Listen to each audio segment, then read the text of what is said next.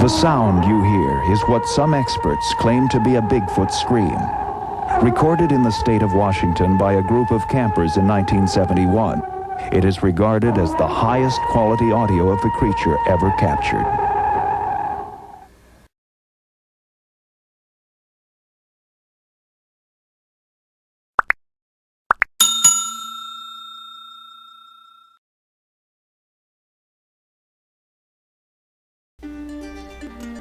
Hello!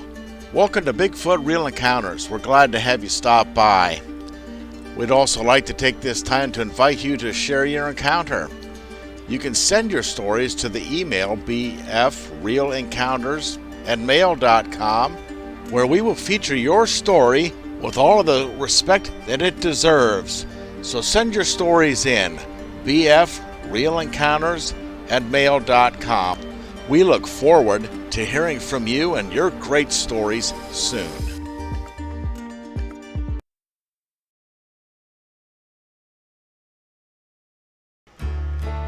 Hello folks, and welcome to Bigfoot Real Encounters. I'd like to welcome all of our returning viewers as well as any new viewers that may have clicked on this. Right now is one of the best times ever to bring forth your encounters of Bigfoot, Sasquatch, Sabe, any of the names that we know, commonly know as Bigfoot. It's more accepted now than ever before. The subject matter is put before people thanks to the internet and channels like mine and others that are putting out all these eyewitness accounts of people and their encounters with the Bigfoot. We have a lot of stories from years and years gone by, people finally coming forward and saying, hey, thank you for letting me tell my story after all these years. Nobody believed me. And that's the way it was. But with all these stories coming out, all these different shows on television, the subject is really gaining ground. The state of Ohio and their Department of Natural Resources has a whole educational series on Bigfoot. Yes, they do. It's official. The state of Ohio, DNR, has several videos of an hour long each that give information about Bigfoot in Ohio. Very interesting. I've got them on my channel. If you want to look them up, go to my channel's main page and you can see those videos there for you to watch. So now is the time to get your stories out into the open.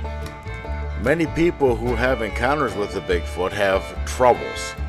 It's disturbing because a lot of these incidences are not pleasant. Okay? They bother people. And many of these individual creatures are just nasty. They're mean, they're hateful. You know, it's just rarely a good thing. And yes, there are some pleasant ones, and there are some that have saved people's lives, and that's wonderful. So if you've had an encounter, and I suspect that somebody watching this has had some type of an encounter at some point in their life, and you've not told people, you didn't want to be ridiculed, you didn't want to be called a liar, perhaps you're in a type of a job where you didn't want to endanger your job or lose clients, that type of thing, that's fine, we certainly understand.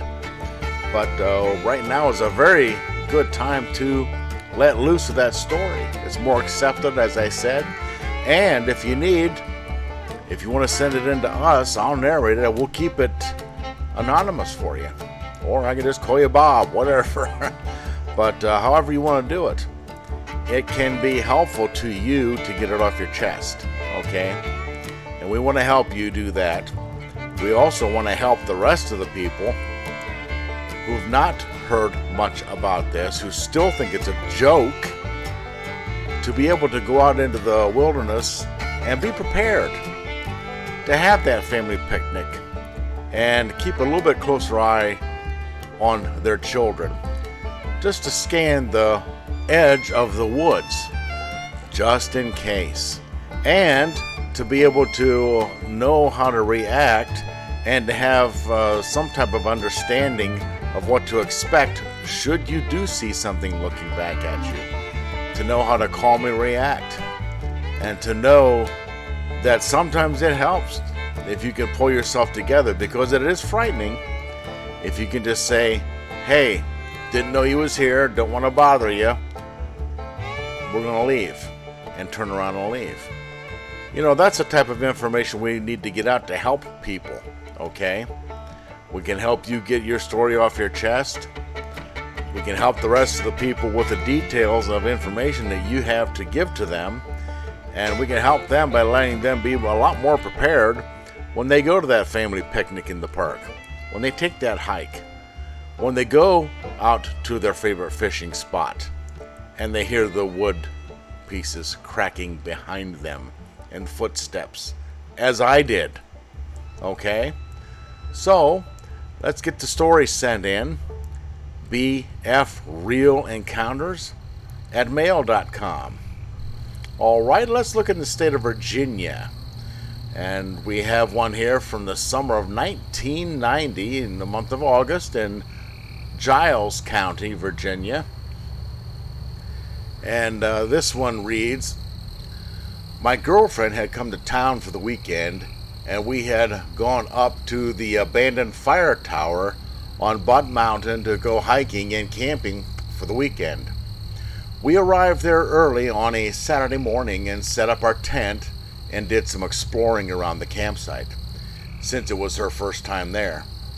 I had been to this site camping earlier in the spring with some other friends. When we got back to the campsite, we found that a group of students from Virginia Tech had arrived and had set up their tents on the other side of the clearing from us. We spent the afternoon exploring below the cliffs to the west of our campsite. There were some openings in the cliff face there, and we had noticed they were full of trash dumped from the campground area above. We had seen quite a few deer in the area, but no signs of anything bigger. Around 5 or 6, we came back to our tent and started to make something for dinner. We had brought some Italian sausages and were cooking them on our camp stove. While my girlfriend was cooking, I was watching the now drunk college students goofing off below the cliffs around the opening I had mentioned before. As I was watching them, I noticed some movement in the trees across the gap. I just caught a glimpse of something dark moving down the hill through the trees. Thinking it was a bear, I moved further behind the bush beside me so I could watch it without being seen. It seemed to take forever moving down the hill. I would keep thinking it had gone off in another direction, then would see a dark patch and a break in the trees. Finally, it walked into a larger break in the trees and was walking on 2 legs. That's when I realized I was seeing a Bigfoot. It had not noticed me through the bush in front of me. Its attention seemed to be on the noisy college students below me on the cliff, and it was blocked from their view by the trees and bushes. The creature seemed to be a dark brown color, but it was in the shade of the trees, so I cannot be 100% certain of its color. It was covered with long hair. I could see hair maybe 4 to 5 inches long hanging from its left arm clearly. The face area looked dark, but less hairy. Kind of like a thin beard in places. I was probably 100 to 125 yards away, but I would guess the height was around 6.5 feet by height of the bush beside it. Oh, by the height of the bush beside it, okay. That makes better sense. Sorry, folks. Yeah, I'm human. I'm just reading this along. I'm not no AI doing it. Anyway, its body was wide at the shoulders, like a football player with shoulder pads on. The body was muscular, but tapered in size from down towards the waist and hips. As the creature was watching the campers, it squatted down and was moving side to side like it was peeking through openings in the bushes and trees trying to follow the action of the campers. Several times, it seemed to raise its head as if to sniff the air. I watched the creature watching the campers for probably 3 to 4 minutes.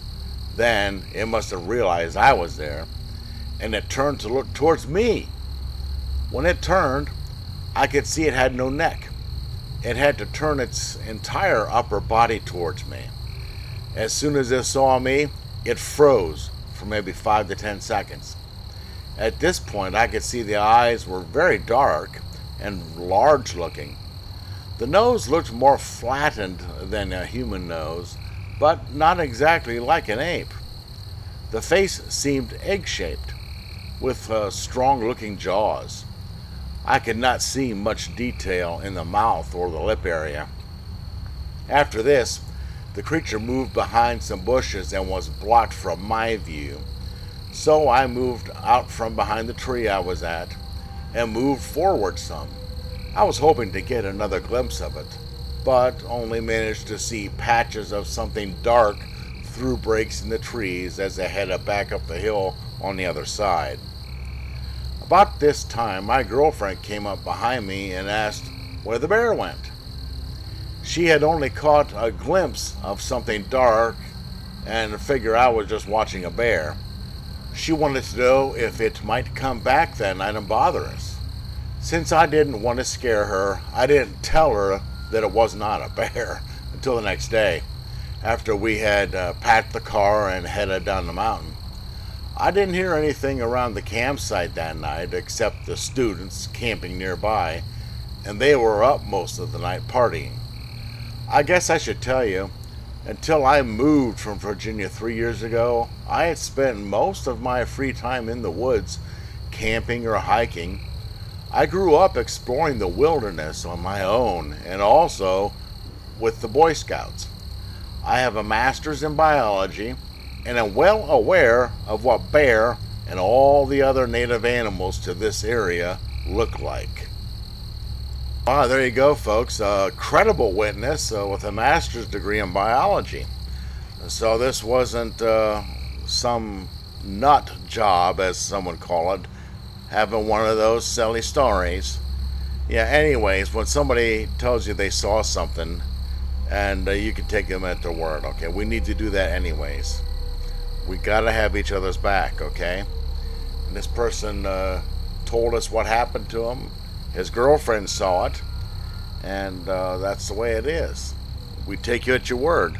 If you're listening to this and this is your story, I would like to hear from you.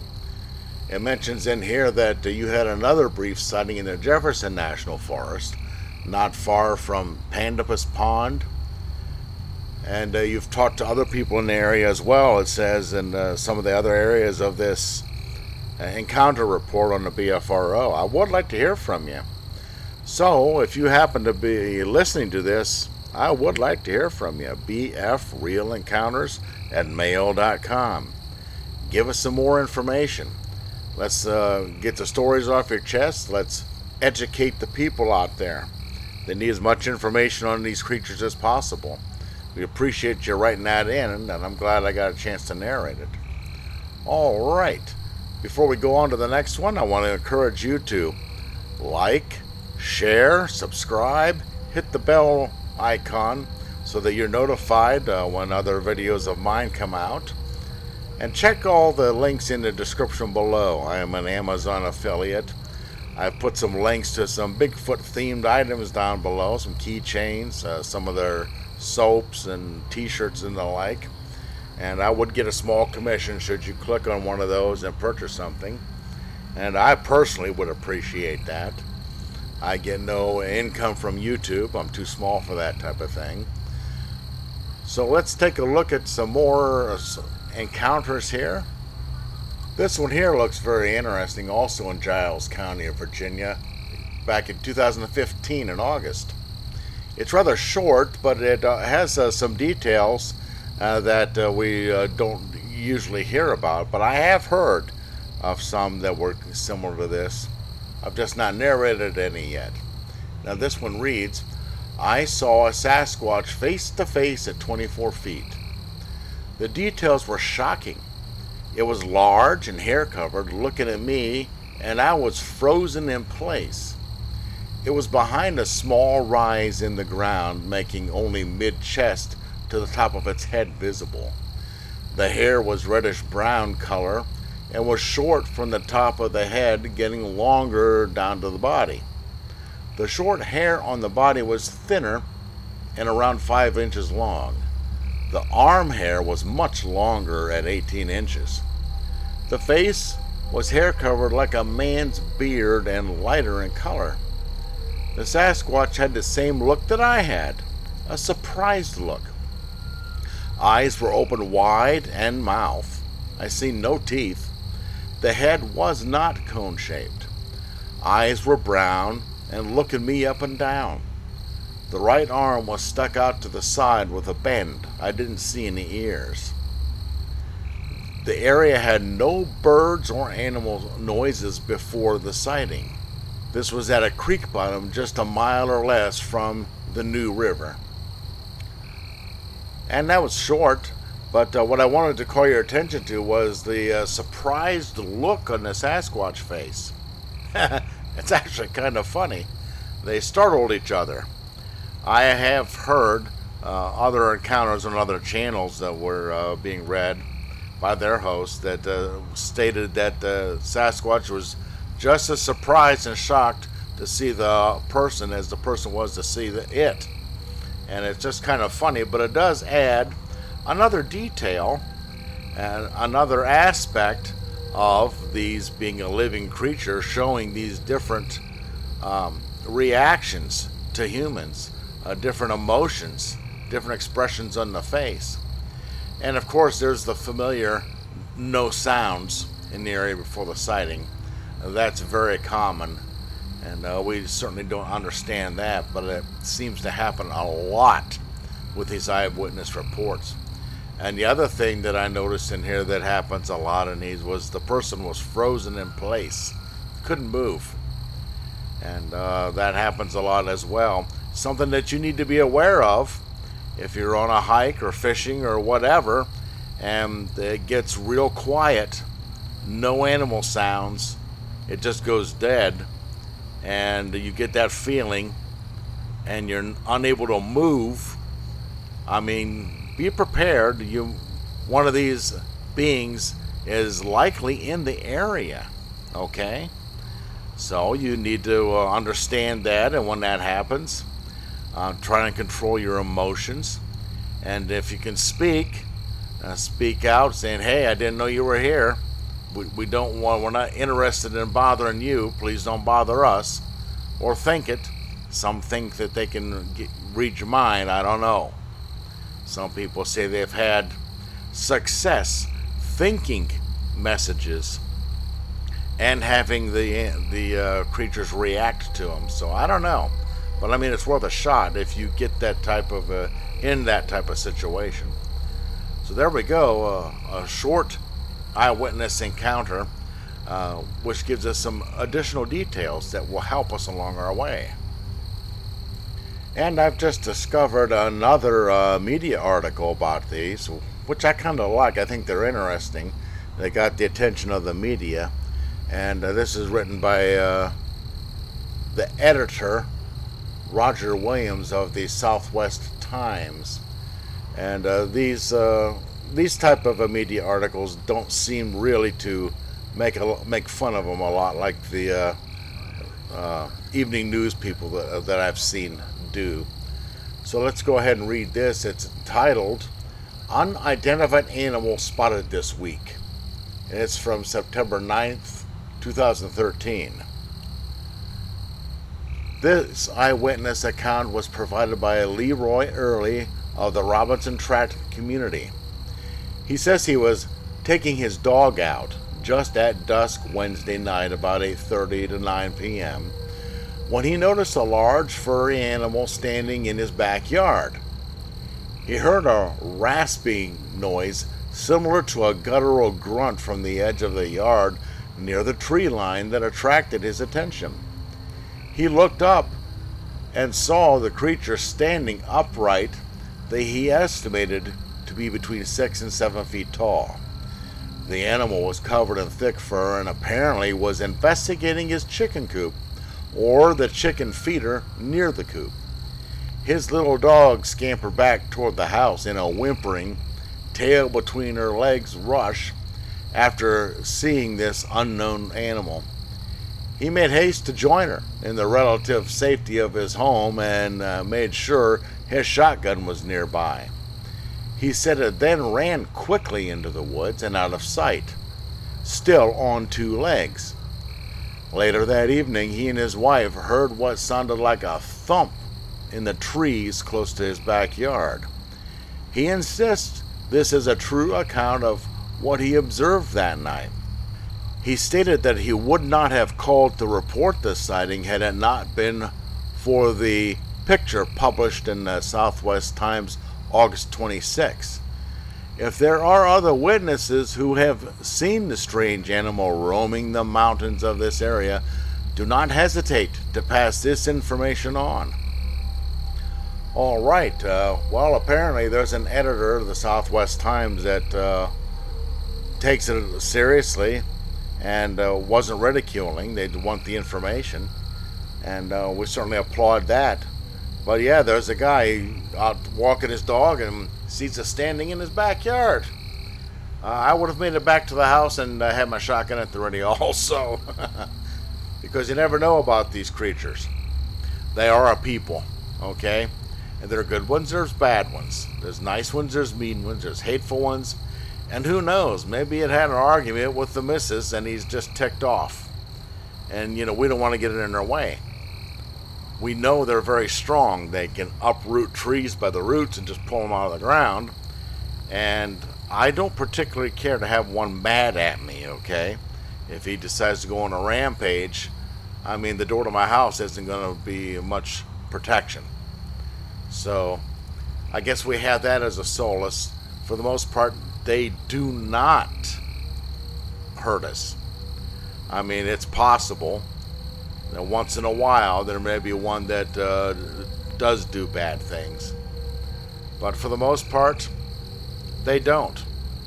Because if they wanted to, they certainly could. And there wouldn't be much we could do about it. Well, anyways, there's a nice media article. We've got some good stories in. I want to thank every one of you for taking time to listen. And if you have a story, an encounter that you've had, send it in. bfrealencounters@mail.com. Like, share, subscribe. Check out the links in the description below. And we'll see you in the next one. Once again, another great story. Thanks for tuning in. Please share your encounter. Email us, bfrealencounters@mail.com. Your story is very important. We will treat it with the respect that it deserves. Also, be sure to smash the like button, share, and subscribe. Thanks once again. We look forward to hearing from you soon. Watch out for our next video. Maybe we'll feature yours. Have a great day.